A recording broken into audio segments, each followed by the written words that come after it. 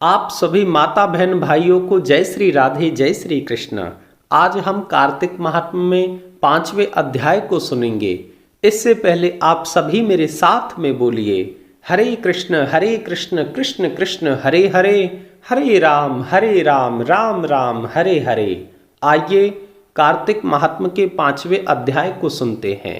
राजा पृथु बोले, हे नारद जी, आपने कार्तिक मास में स्नान का फल कहा, अब अन्य मासों में विधि पूर्वक स्नान करने की विधि, नियम और उद्यापन की विधि भी बतलाइए। नारद जी ने कहा, हे राजन, आप भगवान विष्णु के अंश से उत्पन्न हुए हैं, अतः यह बात आपको ज्ञात ही है। फिर भी आपको यथाचित विधान बतलाता हूँ। आश्वनी माह में शुक्ल पक्ष की एकादशी से कार्तिक के व्रत करने चाहिए। ब्रह्म मुहूर्त में उठकर शौच आदि क्रिया से निवृत्त होना चाहिए। दिन में या सायंकाल में शौच के समय कान में जनेऊ चढ़ाकर, सिर को वस्त्र से ढककर, मुंह को भली भांति बंद करके मलमूत्र का त्याग करना चाहिए। उसके बाद जो मनुष्य मुख शुद्धि नहीं करता, उसे किसी भी मंत्र का फल प्राप्त नहीं होता है।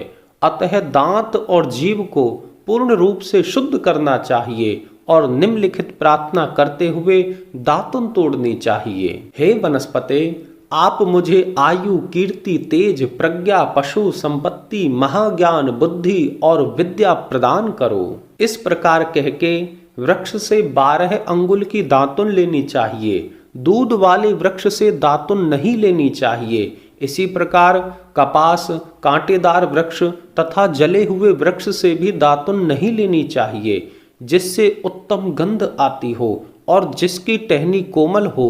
ऐसे ही वृक्ष से दंत धावन ग्रहण करना चाहिए। हे राजन, प्रतिपदा, अमावस्या, नवमी, छठी, रविवार को चंद्र तथा सूर्य ग्रहण में दातुन नहीं करनी चाहिए।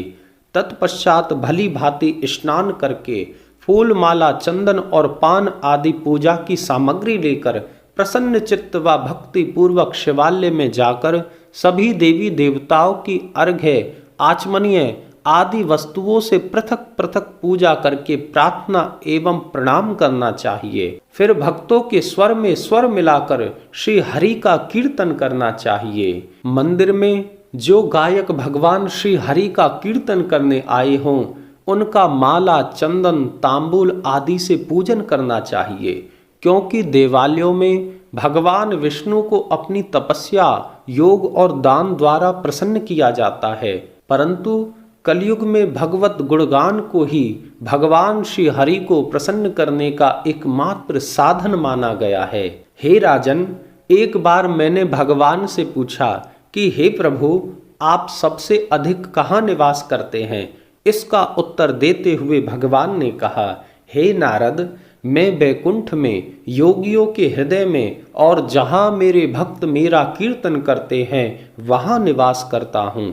जो मनुष्य चंदन, माला आदि से मेरे भक्तों का पूजन करते हैं, उनसे मेरी ऐसी प्रीति होती है जैसी मेरे पूजन से भी नहीं होती। हे राजन, शीर्ष, धतूरा, गिरजा, चमेली, केसर, कंदार और कटहल के फूलों व चावलों से भगवान विष्णु की पूजा नहीं करनी चाहिए। अड़हल, कंद, गिरीश, जूही, मालती और केवड़ा के पुष्पों से भगवान शंकर की पूजा नहीं करनी चाहिए।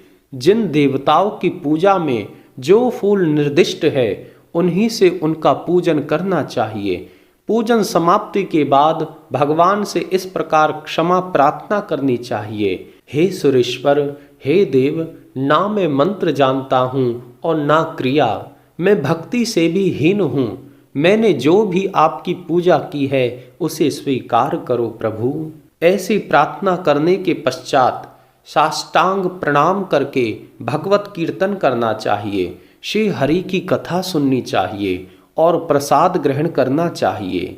हे राजन, जो मनुष्य उपरोक्त विधि के अनुसार कार्तिक व्रत का अनुष्ठान करते हैं, वह जगत के सभी सुखों को भोगते हुए अंत में वैकुंठ को प्राप्त होते हैं। इतना कहकर यहीं पर 5वां अध्याय समापन होता है। आप सभी मेरे साथ में बोलिए, हरे कृष्ण कृष्ण कृष्ण हरे हरे, हरे राम राम राम हरे हरे। पुनः आप सभी माता बहन भाइयों को जय श्री राधे, जय श्री कृष्ण।